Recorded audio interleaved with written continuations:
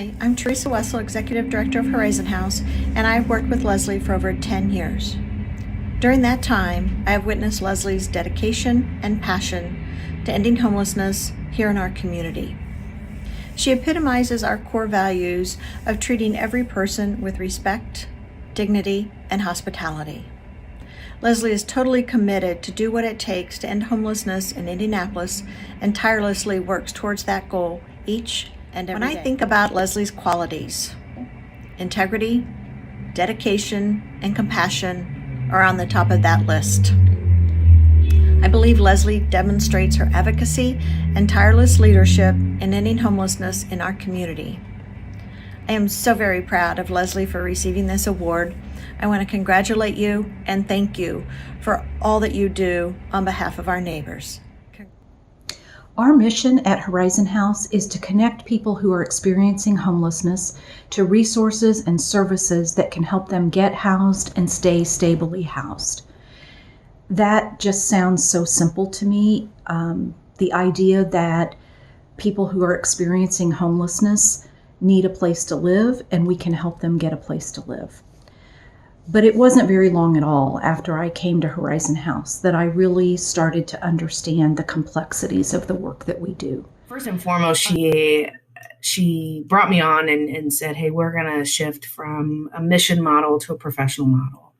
And she did that. And I was honored to work alongside her the many, many steps and the many years and hard work to be able to do that. And another example is now the housing program. Wow, congratulations. It's done a fantastic job. It's just going to continue to grow from that. She was a big advocate for that.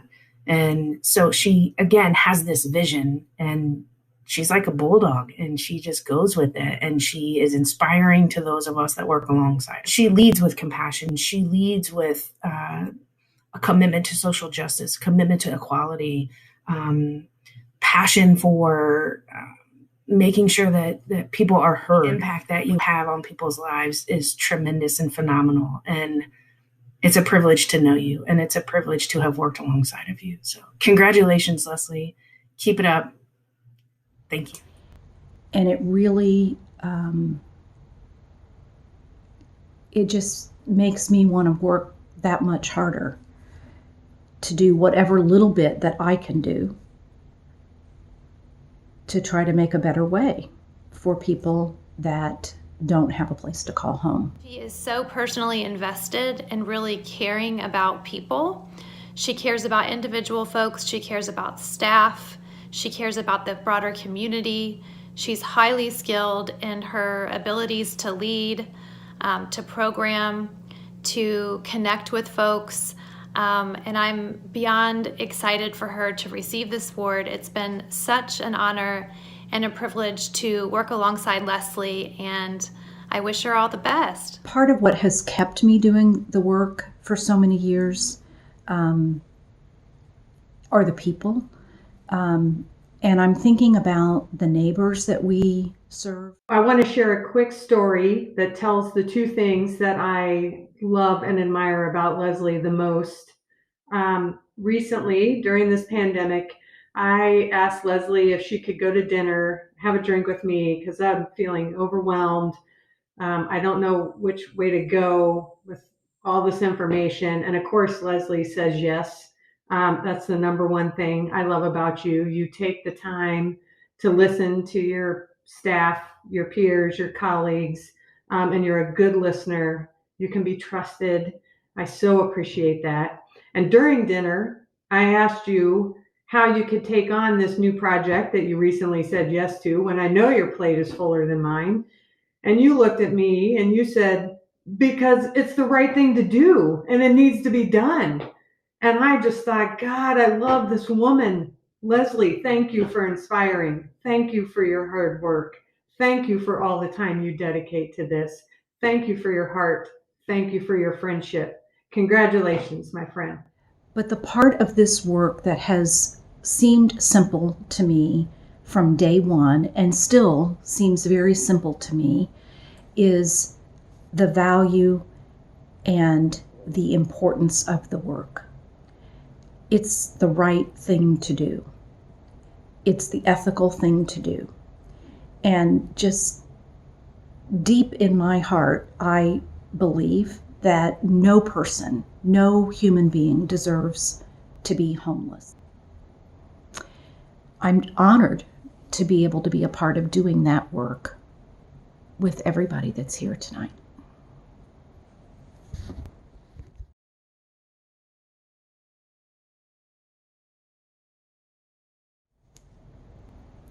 Our mission at Horizon House is to connect people who are experiencing homelessness to resources and services that can help them get housed and stay stably housed. That just sounds so simple to me. The idea that people who are experiencing homelessness need a place to live and we can help them get a place to live. But it wasn't very long at all after I came to Horizon House that I really started to understand the complexities of the work that we do. I, of course, from my other work in various human service organizations, I understood the complexities of the challenges that a lot of our neighbors face. But I learned pretty quickly that they're also navigating systems that are pretty confusing, that sometimes don't work well together. And we as service providers are also trying to navigate all of those systems to help and empower our neighbors to be able to get housed and stay in their housing. But the part of this work that has seemed simple to me from day one and still seems very simple to me is the value and the importance of the work. It's the right thing to do. It's the ethical thing to do. And just deep in my heart, I believe that no person, no human being deserves to be homeless, that we all deserve to have a place to call home that is safe and that feels like a refuge for us. When I came to Horizon House in early 2008, I really didn't have a lot of experience working with people who didn't have housing. I had about a year of work that I had done right before coming to Horizon House, where I was helping people who were newly released from prison that didn't have housing and didn't have employment, and I was helping them kind of re-enter and resettle in the community and get a job and get a place to live. And beyond that, I had very little professional experience with homelessness. But I did have a personal experience with someone who, interestingly enough, was not homeless when I met him, but very easily could have been. It was in the late 90s when I married my husband. His parents lived in California. His dad was experiencing mental illness and had been for a number of years. And he would have been homeless had it not been for my mother-in-law, who, although she didn't have a lot herself, she made sure that my husband's dad had rent paid for him every week at a motel. And my father-in-law lived in a motel in Anaheim at the time. My mother-in-law made sure that he had food, cigarettes, a warm place, and that motel rent got paid every week. And it was her love, commitment, and sacrifice that kept my father-in-law from being on the streets. And I'm quite sure that he probably wouldn't be alive today if it wasn't for the sacrifices that she made and everything she did to make sure that when there was no other way, that he wasn't on the street. And so that has stayed with me, I think, all the years that I've worked at Horizon House. That our neighbors don't necessarily have someone in their life that either has the ability, the means, or the desire to be able to help keep them in housing. So that is a huge part of my personal commitment to the work that we do. Part of what has kept me doing the work for so many years are the people. And I'm thinking about the neighbors that we serve that are so resilient. So many of them are so grateful for the smallest things. And the sometimes unimaginable things that they've endured, and that they keep going, and that they can have a smile on their face and get up from their shelter bed or their sleeping bag or the pavement every day and keep going,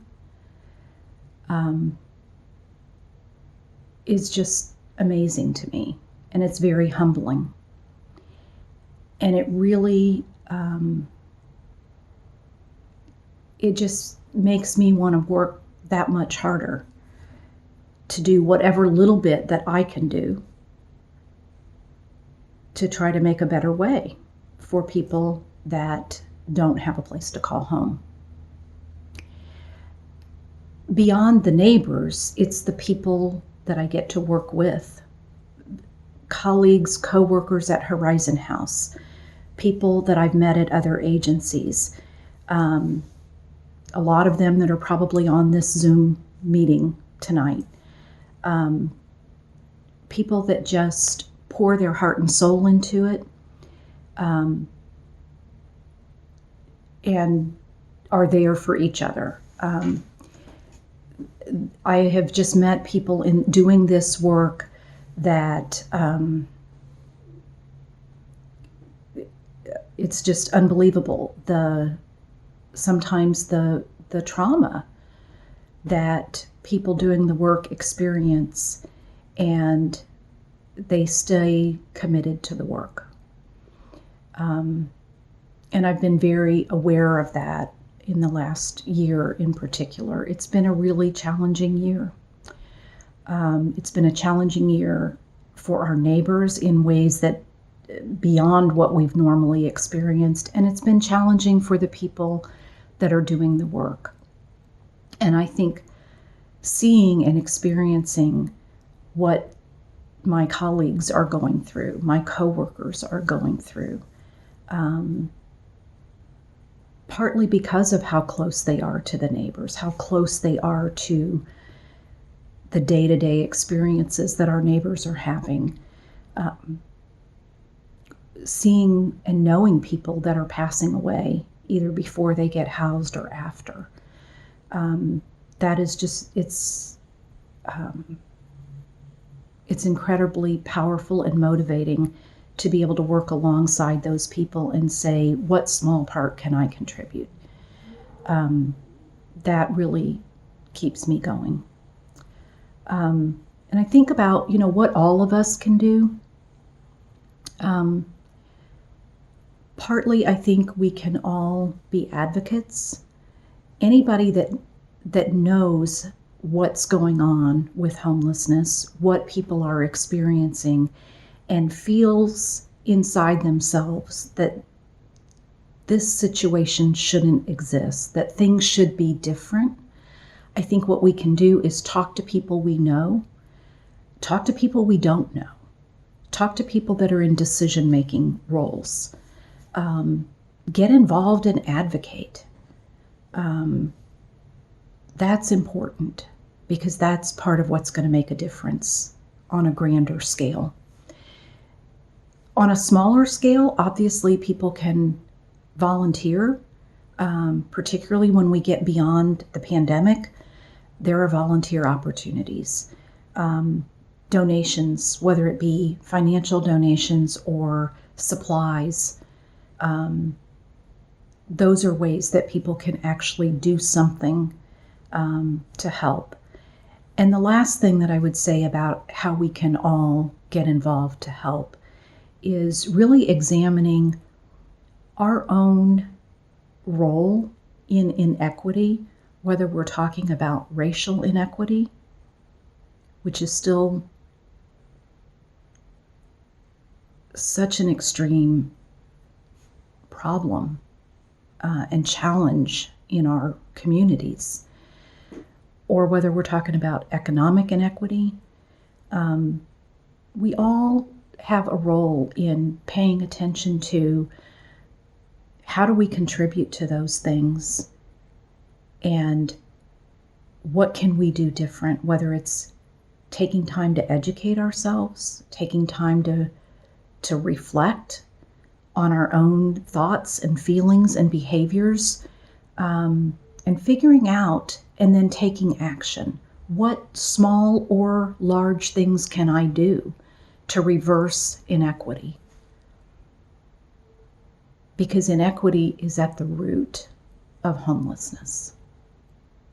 So if we're going to, as a community, if we're going to overcome homelessness, we have to overcome the inequities that lead to people being homeless. And we all have a part to play in that. So that's what I encourage us all to do. And as for service providers, I just encourage all of us to keep in mind that the work that we are doing is so critical, it's so valuable, and it matters so much to the individual people that we're here to serve, that there's no room for mediocrity. There's no room for anything but excellence. And, all we can do is give it our best every day. We're not all 100% every day. None of us are 100% every day. But we can all approach the work by saying, my commitment is to do excellent work and to support other people in doing excellent work. Because that's what our neighbors deserve, and that's what they need us to do. I'm honored to be able to be a part of doing that work with everybody that's here tonight.